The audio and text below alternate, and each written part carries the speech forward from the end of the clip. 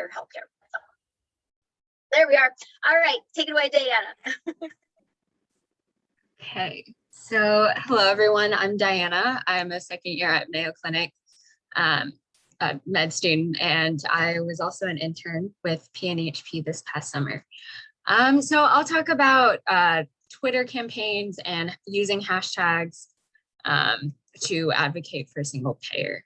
So some of the campaigns I created this past summer, well, I guess here's the list. I have 3 central longitudinal campaigns.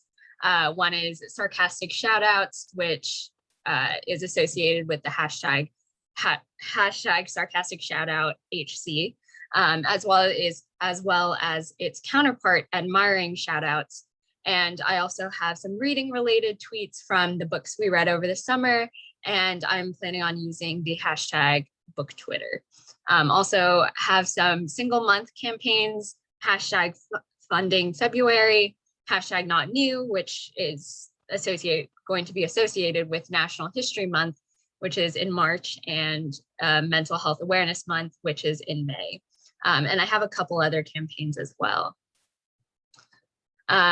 So from the test posts that I posted this summer, I found that typically if you retweet something, they are seen by your followers, but typically your followers won't interact with it as much.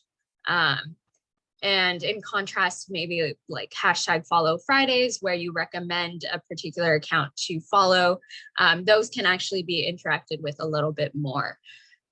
Also, trending medical topics tend to get more engagement outside of the current followers. So people who are following the tweet or just seeing it on their homepage who don't follow you are more likely to interact with that content if it is trending. And within the content that I posted over the summer, I found that they tend to get 6 times more likes.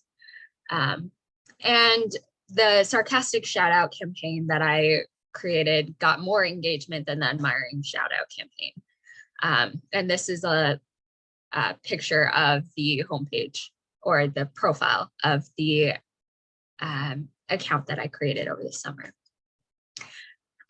So this is kind of a little bit about the hashtag sarcastic shoutouts campaign that I created. So you can create your own hashtag. You don't have to use one that other people have been using before. It's an easy way to kind of group content over time. And the sarcastic shoutout campaign is kind of just calling out particular people, companies, or just generally an industry, but I tried to keep it on the more specific side, and just kind of mentioning different things that people are doing to take advantage of the current healthcare system in ways that wouldn't be possible with Medicare for All or single payer. And this is kind of a list of a bunch of planned tweets that I have for throughout the year. And you can use as many hashtags as you want. And in this example, I kind of start with the sarcastic shout out hashtag and then end with other hashtags that people may follow who might be interested in the content that I'm posting. And I have the counterpart as admiring shout outs, which is supposed to be more of positive things that people have done with the healthcare system. I actually don't have too much content with this campaign, but I'd love any suggestions. So I also have some hashtags and campaigns that are limited to particular months. One is hashtag funding February, which specifically address how single payer can be paid for. And basically it would be 2 to 3 tweets a week in February. And it just addresses different parts of the topic. And I'm planning on primarily using funding February in all of the tweets, but also using different hashtags in each tweet corresponding to what each tweet is kind of discussing. Like, for example, there's a tweet about how much we're spending on the military right now compared to healthcare. And in that case, I could use hashtag military spending. So Yeah. And I'm also having a campaign in May during Mental Health Awareness Month about how single payer and health insurance factors into taking care of mental health. So here's an example of a tweet that I'm planning on tweeting then, and a couple of other tweets in the database of tweets that I'm planning on posting. And mental health is a highly discussed and trending topic during this month. So because it's so closely followed and a lot of people are tweeting about it during that month, it's more likely that someone would see this tweet and think more about the issues that are discussed in the month, as well as how advocating for single payer can help improve mental health.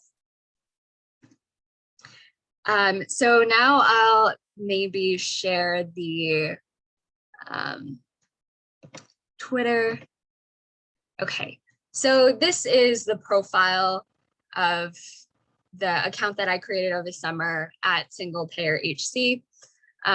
So essentially, it includes all of the tweets that I've posted since I started the account. So this is a retweet that I posted a couple days ago. And here's a sarcastic shout out tweet and a more general one that I just did, #MedTwitter, which is a very common hashtag within the field of medicine that people follow. So anyone who's following MedTwitter would see that particular tweet. And hashtags can be really helpful for allowing people to see content or the whole series, even though time-wise they may be separated. So if I click sarcastic shout out HC, you can see all of the tweets that I've posted so far about sarcastic shout outs. So also, when you're drafting tweets, you can not only use those hashtags and tagging, but you can also draft them and save them for later if you don't feel like it's in its final form yet. You can also schedule tweets. This tweet is scheduled to send in approximately 30 minutes, but because I've scheduled it, I don't actually need to get on Twitter to tweet it then. So if you feel like you've been tweeting a lot recently and you want to maybe save a tweet for later, you can just schedule that for another time. But it's mostly an optional feature and not really used that much. So in terms of finding hashtags that are trending, you can just start typing in what you want to use as a hashtag kind of approximately. So this is one of the hashtags for the mental health campaign. And since I haven't done too much work in the mental health, like social media sphere, I am not super familiar with what hashtags are more popular, what's trending, and what's more commonly used. So I can just start typing into it, and you can kind of see the list of hashtags that are currently being used. And you can see that mental health matters. They kind of provide a statistic about that there have been 270 tweets around it for the past hour, which means that it's more commonly used. If you tweet it, someone is more likely to see it. So it's more helpful in terms of getting your particular message out on that topic. And often the hashtags that are further up on that list are more commonly followed, more commonly tweeted about. So if you don't already have a particular hashtag in mind, picking the one at the top of the list or in that selection near the top can help get your message out a little bit more. And in contrast, maybe using the ones at the end may not be quite as helpful in getting that out. So yeah, and you can also tag people, as Jen mentioned before. So in the book campaign, I have been tagging the author of the book that the part or like statistic is from. And if you get like an author or someone who has a lot of followers already to follow you, then your account is more likely to be recommended to that person's followers, which also would increase your audience potentially of people who would see your tweet on their timeline every time you tweet. And I will switch back to the PowerPoint now. Oh. Okay, so just thank you for listening, and follow at Single Payer HC to see more of the content. And the sources are at the comments of each slide. Does anyone have any questions?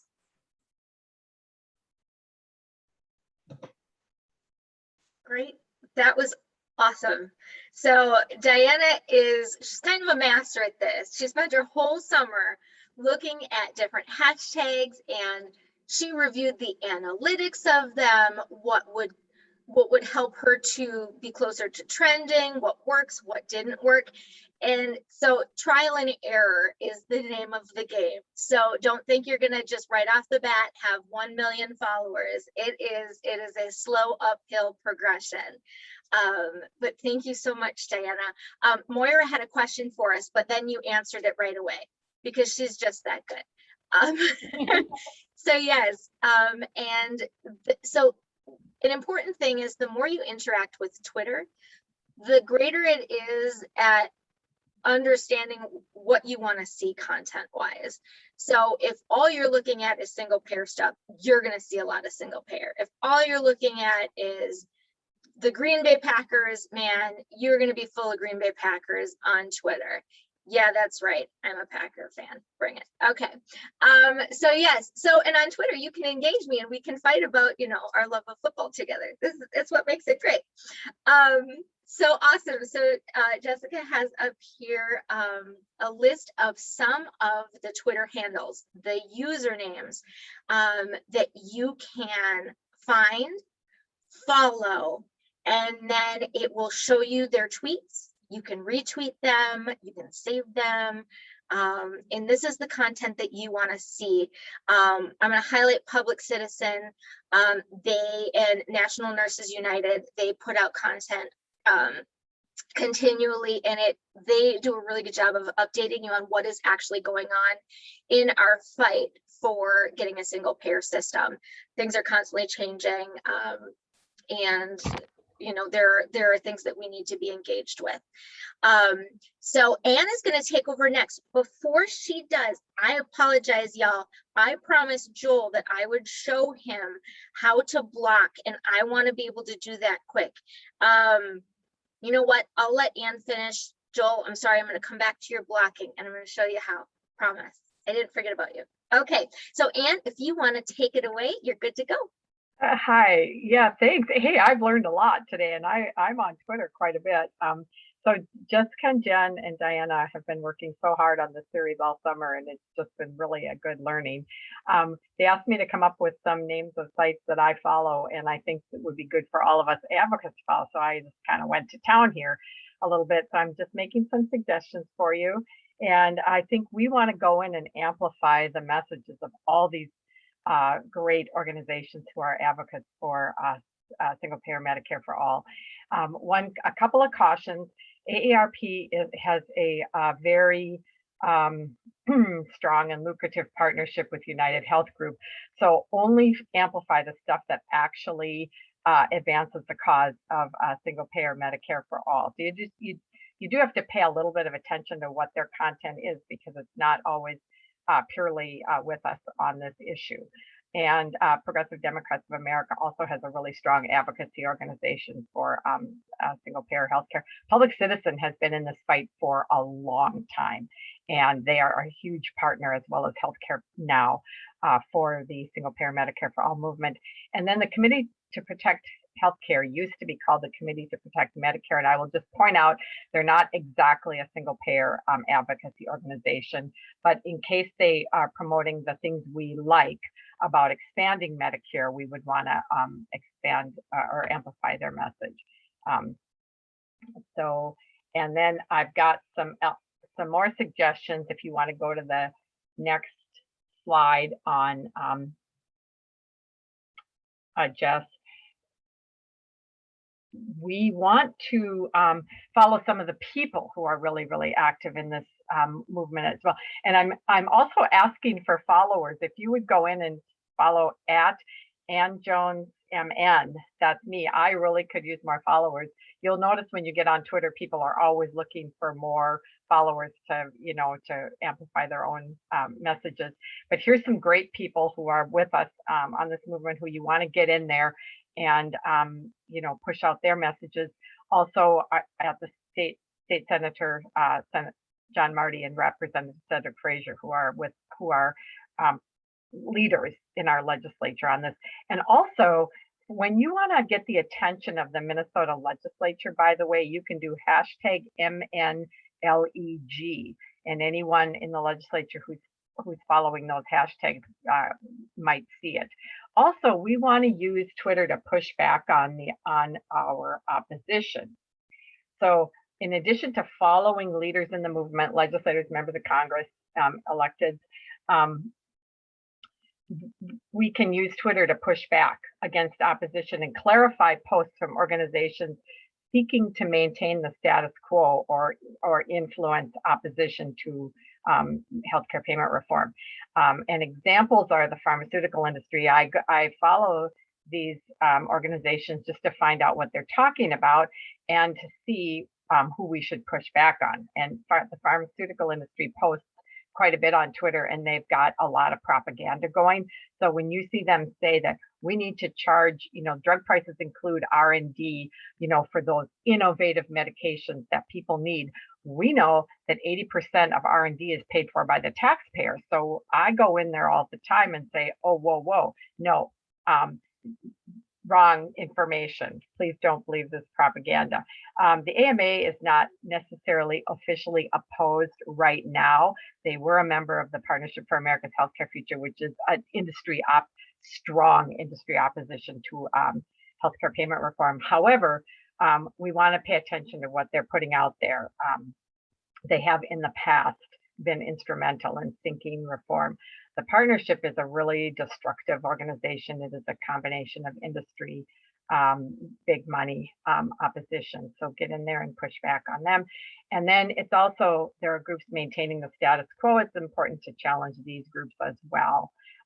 This Protect Our Care pretends to be a patient advocacy group, and they're really a status quo. And the Center for American Progress is also kind of a status quo organization. However, like I said, if any of these organizations push policies that we like, we could also support that. So that and then the rest of what and kudos to Jess and Jessica, Jennifer, and Diana for giving you such good clues on where to look for issues and people you are interested in.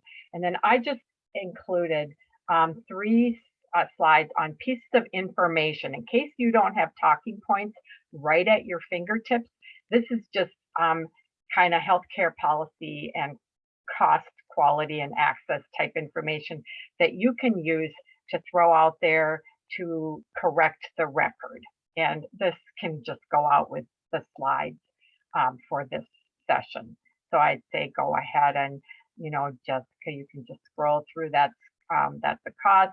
Then there's previous slides, Jessica, there's some good talking points about especially some stuff that you want to amplify, you know, like how much of the money we spend gets wasted on administrative costs, how much is already publicly funded. And we want to keep pushing that the system is profit driven, wasteful, and dysfunctional, and that we believe healthcare is a public good. So that's just kind of my suggestion for messaging. And then I put the Commonwealth Fund information in to say we're not getting our money's worth from the money we're spending. And then another fun fact about our the enormous and wasteful, bloated CEO pay and profiteering by an insurance company right here in Minnesota.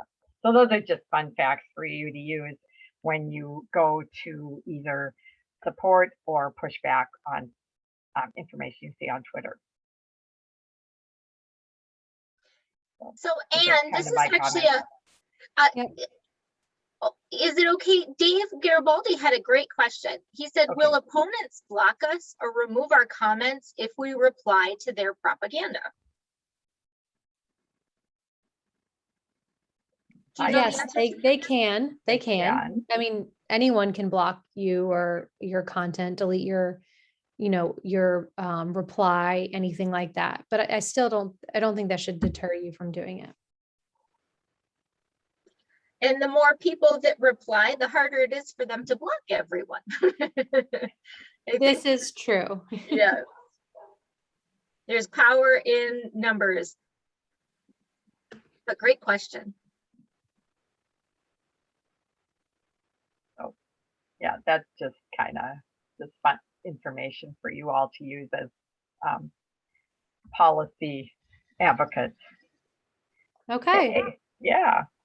So then we can wrap it up with Jen now. Great.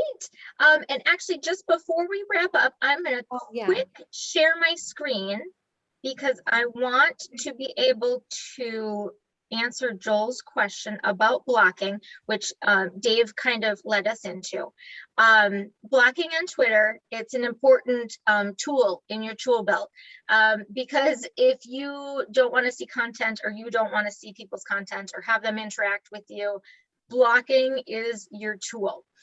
To block someone. Oh, and I'm sorry, I'm going to put my video back on. Hi, here I am.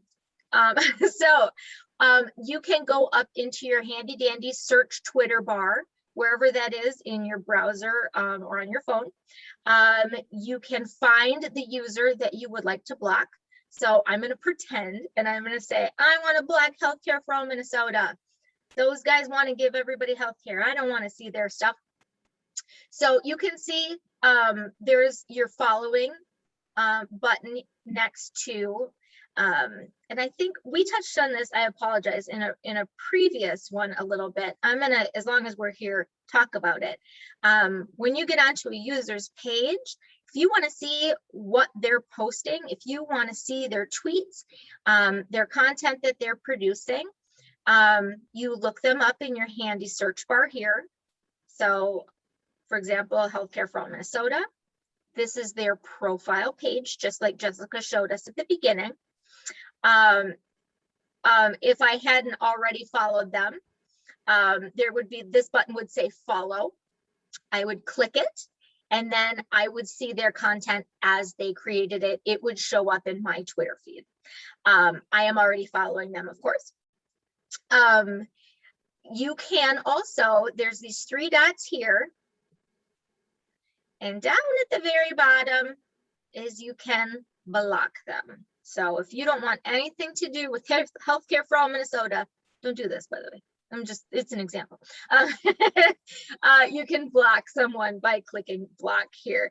This is, this is a good way to also explore a profile's contents.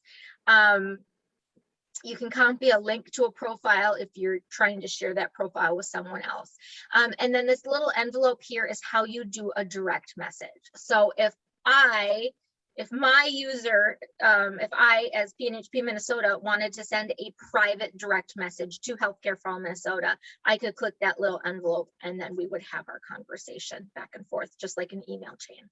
So, lots to explore in Twitter. We hope that today we have helped you to feel comfortable using Twitter and exploring around it, having your voice heard, knowing where to find the content. Jessica, if you wouldn't mind pulling up that last slide, as I'm thanking everybody, there are a lot of events coming up. This is the last in our series of social media presentations. So we thank everybody who joined us today, and for any of our other ones. It was really great to meet so many great people. But this is not the end. If you have questions about utilizing social media for advocacy, please don't hesitate to reach out to PNHP or HCAM or any of us personally. We are happy to help you on this journey into the abyss that is social media online. And it's so important right now with the pandemic and being, not in person, that we're able to communicate with people in this way. So please reach out if you have additional questions about any of the platforms that we've talked about. We can't promise to know about TikTok or Snapchat, but we can help you find the answers. Coming up in the month of September, we have a lot of things happening. Please join us again on September 16th. We are starting a 3-part series led by Mr. Kip Sullivan. It is the economics of healthcare. How did we get where we are? Where are we going? And why do we pay for healthcare the way that we do in our country? That is coming up starting on Thursday, the 16th. Our 3rd quarter chapter meeting is happening Saturday, September 11th at 9:30 a.m. We will be joined by Cedric Fraser, who is the author of the Minnesota House bill, the Minnesota Health Plan. It is the pairing to Senator Marty's Minnesota Health Plan in the Minnesota Senate. PNHP has an amazing event on the 23rd talking about global and professional direct contracting.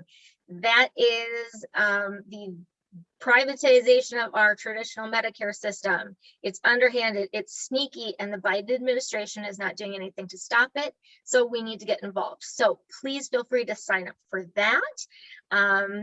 If you're a member of the PNHP mailing list, we sent out a link to that yesterday. If you're not, please feel free to email pnhpminnesota@gmail.com, and I will make sure to get you the link for that. And then we will be doing a series on unmasking the public option. That'll be coming up probably in October. And not on here is the Crooners event, which I already mentioned earlier. That is next Thursday. It is happening outdoors. Dinner is an option. It's available, and then great music, and it's a great cause. Make sure you support Healthcare for All Minnesota. So thank you all for joining us today. We hope to see you at these upcoming September events.